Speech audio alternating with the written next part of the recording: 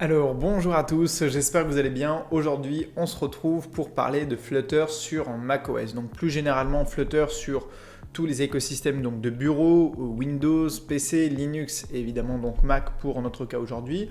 On va en fait tester en direct une application ici qui s'appelle macOS UI qui vous permet en fait de tester toutes les nouveautés sur macOS avec cette version ici Flutter 3.0, enfin on a déjà passé cette version là, mais en gros toutes les nouveautés pour voir ici qu'est-ce qui se passe quand on intègre et on crée vraiment un logiciel de bureau avec Flutter aujourd'hui, quelles sont les nouveautés. Ici on va pouvoir lancer une véritable application et on va également tester l'application ici Flutter Gallery sur tout simplement macOS pour voir est-ce qu'il y a des nouveautés au niveau de l'intégration. Donc l'idée, si vous n'avez pas suivi les dernières vidéos que je vous ai proposées, c'est que effectivement aujourd'hui on a des versions vraiment stables, matures et complètement parfaitement intégrées de Flutter pour les écosystèmes, les systèmes d'exploitation en fait de bureau. Donc on est capable de développer ici, en passant par Flutter, des applications donc de bureau sur Mac, sur Windows et sur Linux. On avait eu la version Linux qui était arrivée en stable il y a quelques mois, et bien maintenant c'est le cas et pour notamment macOS.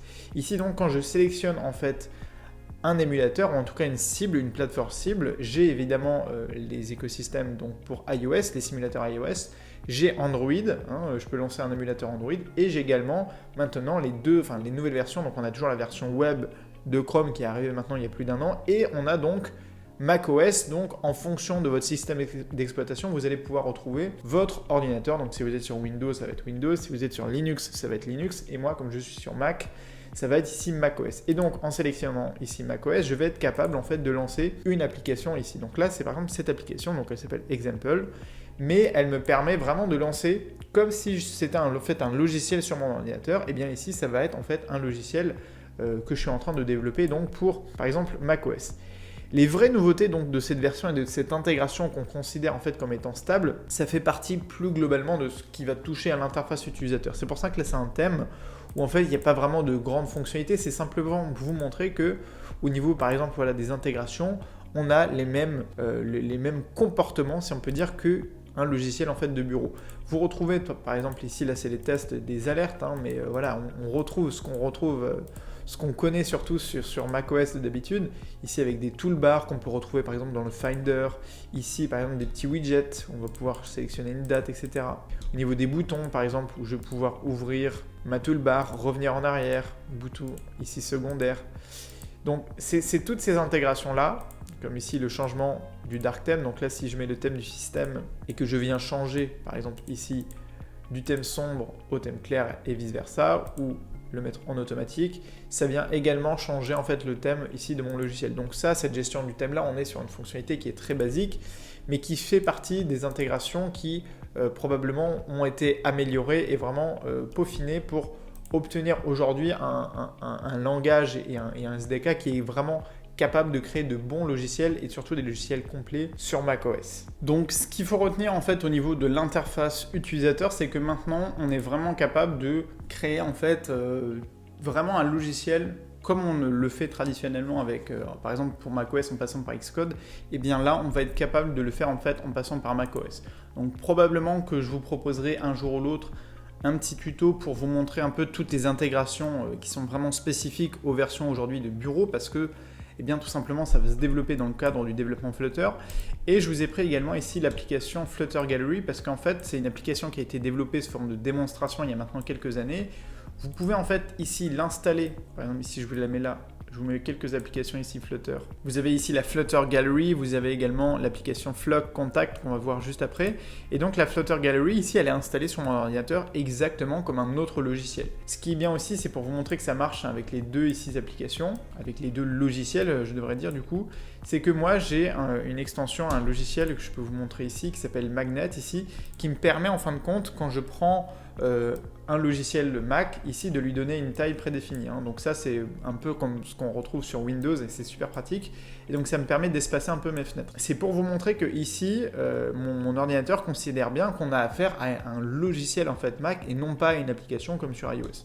Je pourrais d'ailleurs faire le test ici avec mon application sur les crypto-monnaies, qui n'est donc pas un logiciel mais du coup une PWA. Bon, bah là aussi ça fonctionne, mais on n'a pas exactement, vous voyez ici, le même type de fenêtre, etc. La différence, c'est que ça en fait c'est une application Chrome et donc c'est une PWA sur un ordinateur, d'accord ? Au niveau du fonctionnement, ça reste relativement similaire, mais ici on a véritablement un logiciel en fait pour ordinateur. Donc ce que je fais moi, c'est que je les ouvre en fait comme ça et on peut tester un peu toutes les fonctionnalités qu'on peut retrouver dans les applications. Ici par exemple on a l'application de shopping, on a également des applications ici de finances personnelles, donc c'est vraiment bien comme exemple. Et ce qui est intéressant, c'est de voir qu'ici on a vraiment une application, et justement le terme application logiciel est en train les termes sont en train de se confondre, puisque on n'a pas vraiment de différence entre une application qui s'adapte ici à un ordinateur avec effectivement un logiciel. Comme même Visual Studio, et on pourrait créer des logiciels comme Visual Studio avec en fait des outils comme Flutter aujourd'hui, même si c'est évidemment pas le plus simple à réaliser. Là, ce qui est bien, et je pourrais vous faire un dernier test après, c'est que vous pouvez maintenant exporter toutes vos applications sur macOS. Il y a des petites spécificités. Effectivement, je vais vous montrer ça avec par exemple une application de livre audio que je viens de créer en fait pour un des tutos de la formation. Mais globalement, en fait, vous allez pouvoir réaliser les mêmes fonctionnalités. Ça va normalement s'adapter dans la plupart des cas. Ce qu'il faudra maintenant gérer, c'est effectivement l'intégration donc sur grand écran, mais on a l'habitude quand on travaille sur iPad, et surtout commencer à intégrer des petites fonctionnalités de design, de user interface pour qu'on puisse effectivement avoir le même comportement que l'on a en fait sur les applications de bureau, on va dire natives, comme le Finder, etc., comme des logiciels vraiment qui vont s'intégrer ou sur lesquels on va travailler. Et par exemple, ça peut passer ici par les menus qu'on a ici, d'accord, sur une toolbar à peu près similaire à celle qu'on a sur Mac, pour que cette application-là et ce logiciel-là que vous allez développer s'intègrent parfaitement en fait avec l'écosystème global et que les utilisateurs en fait soient pas perdus. Jusqu'à présent, c'était relativement limité. On avait plus l'impression que c'était une application qui venait s'adapter et être lue en fait sur un ordinateur.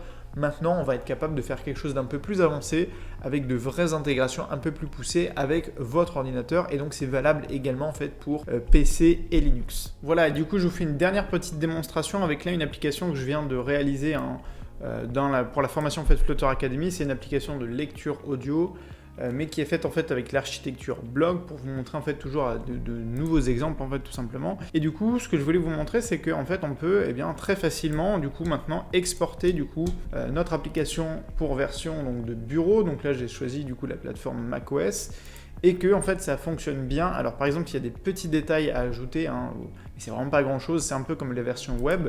Ici par exemple, quand je veux lire une image qui est issue d'internet, donc là par exemple c'est une application donc, de livre audio, donc il y a la couverture du livre audio, il faut ajouter certains paramètres pour autoriser en fait l'application à accéder à ce genre de données qui sont issues d'internet en fait, tout simplement. Et donc on a juste quelques paramètres à ajouter, mais enfin c'est quand même pas grand chose au niveau de l'adaptation de notre code, sachant que ici par exemple quand je lance mon application, quelque chose de mauvais pourrait survenir. Voilà, vous devez entendre, et du coup c'est bien en cours de lecture, et donc j'ai bien mon application qui fonctionne avec les mêmes fonctionnalités en fait que j'ai développées pour mon application en version mobile. Alors là c'est vrai que j'ai pas travaillé sur le côté responsive, donc il peut y avoir, c'est pas forcément hyper bien au niveau du rendu, je peux avoir des bugs au niveau de l'affichage. Tout ça, ça peut être réglé notamment en affichant, en fait, en proposant des contraintes à votre application, donc pour macOS, pour les versions donc, de bureau plus généralement. Donc voilà pour les nouveautés du coup de macOS. Vous l'avez vu que c'est surtout sur l'interface utilisateur avec la possibilité ici d'accéder au menu pour essayer vraiment d'aller plus en profondeur dans l'intégration de votre application en tant que véritable logiciel pour Mac. On pourrait faire un test aussi pour Windows, mais j'ai pas la possibilité de le tester en fait dans l'immédiat.